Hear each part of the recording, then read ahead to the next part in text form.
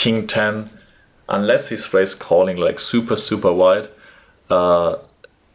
this jam is not good here. Of course it's not minus EV most of the time, but you always want to choose the max EV line, which is most of the time calling. As with a jam, you're folding out too many weaker hands, and king 10 plays really well post flop.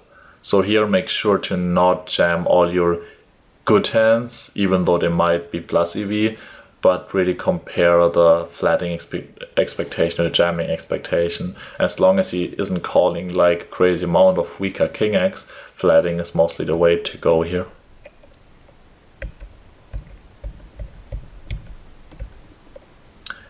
Seven three, could also limp there. Of course, raising is also fine.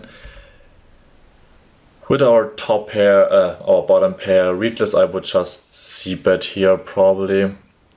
Like we can't really call a check raise, call a turn bet, because his range is pretty strong. So I prefer bet fold here. If he's a bit more active, I think checking behind works, because then we can also call some barrels on turn and maybe even river.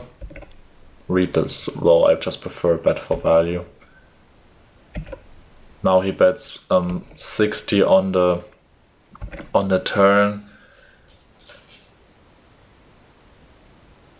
I don't like the raise too much, it looks kind of strong, so either I would jam, like also we give draws perfect odds to call, so either I would jam here if you think he is pretty strong in that spot. Like if he's a bit more passive, I think jamming here works pretty well, and if he's more aggressive, I would definitely prefer a call here.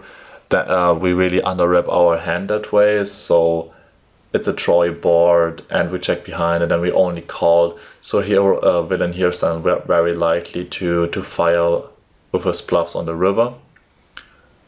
So against this type of opponent I prefer flat, and against more passive ones I would probably just jam here. You can expect a call from a lot of one pair type hands, and even draws sometimes calling, because those people don't care about odds and outs.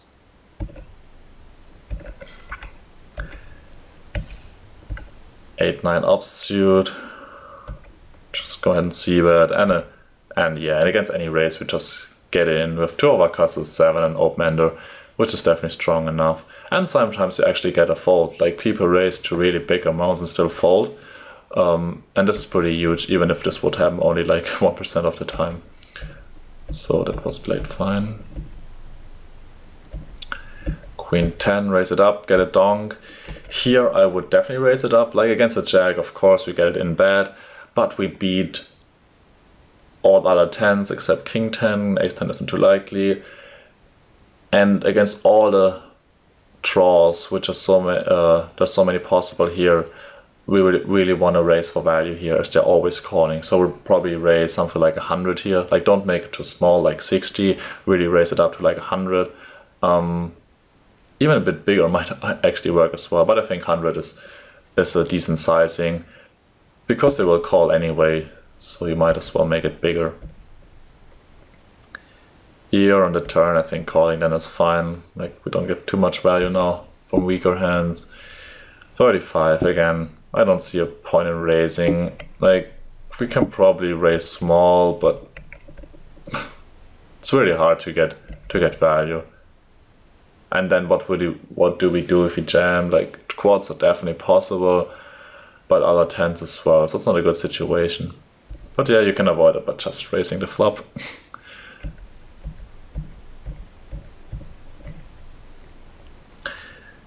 Here we get a pot-sized donk.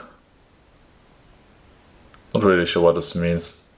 Like it's either probably a bluff or a king or some two pair. Like I don't see an 8 or 6 people donking here with a full pot. So I don't like this jam too much. Like with a low flush draw, I think a jam is perfect, but with queen 9 we're beating all of his bluffs.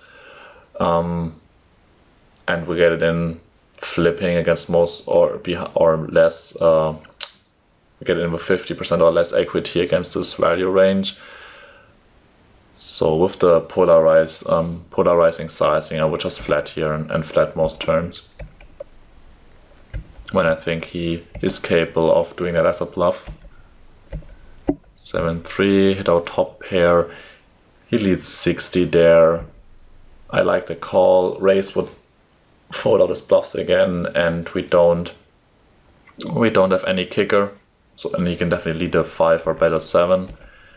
Maybe at 60, I would just probably call one more time and then give up on the river. Like on such a board, I don't expect people to triple donk as a bluff very often, but you can definitely have a stronger hand. So I like that play a lot. Also no point in value betting the river, as there aren't a lot of weaker hands or any weaker hands really, which would call our jam.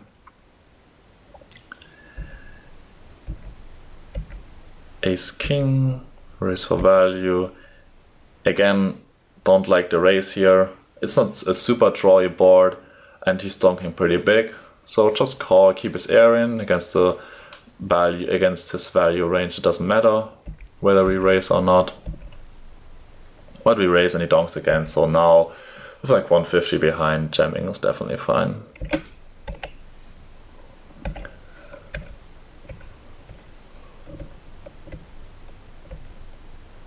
Eight, 7. We check raise, would get it in against the shove. Now with our straight, can also make it a bit smaller, like 80, 70, but 90 is definitely good enough. And then we jam. So yeah, I think this hand is pretty standard.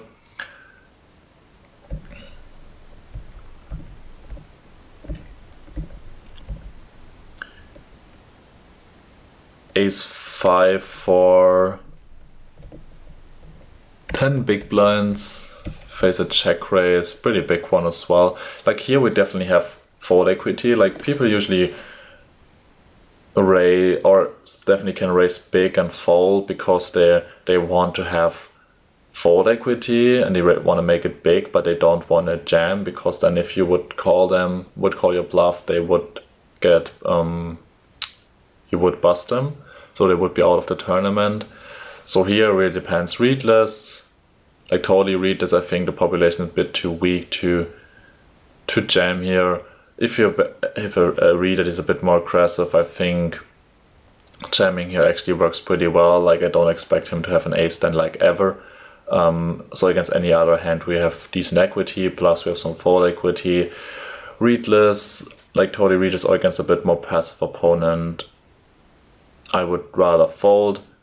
Like if you were totally readless, jamming wouldn't be too bad because he can be aggressive, but against a passive opponent, definitely gonna fold there, as they still always have some ace-x in their range and even some kings, queens type hands. But here, yep, nice, he folded, so well played. What was that? Yeah, 8-5 suited, not too strong enough to call an open jam for 10 big blinds. King 4 offsuit. We raise and get a pot-sized donk.